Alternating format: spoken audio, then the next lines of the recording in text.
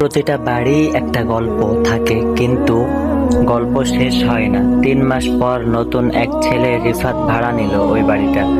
বাড়িওয়ালা হাসলো। একটা স্টোর রুম, খোলা নিষেধ। রাতে রিফাত শুনলো দরজার ভেতর থেকে কণ্ঠ ভেসে আসছে, তুমি এসেছো, আমি রাজু। শেষ পর্বে প্রকাশ পাবে ভয়াবহ সত্য। যে বাড়ি একবার কাউকে নেয় তাকে আর ছাড়ে না। রিফাত দরজা খুলে দেখলো দেয়ালে লেখা স্বাগতম রাজু, আর মেঝেতে পড়ে আছে রাজুর পুরনো মোবাইল। স্ক্রিনে লেখা তুমি এখন আমার জায়গায়। বাতি নিভে গেল, দরজা বন্ধ। ভেতর থেকে ফিস ফিস আওয়াজ। ছায়ার নিচের বাড়িটা আবার একটা আত্মা পেল। দ্য এন্ড, হয়তো শুরু। তো বন্ধুরা, এটা আমাদের ছায়ার নিচের বাড়ি গল্পের শেষ পর্ব ছিল। যারা সম্পূর্ণ পর্ব দেখতে পারেননি তারা চ্যানেলে সম্পূর্ণ গল্পটা একসঙ্গে দেওয়া হবে, সেখান থেকে দেখে নেবেন।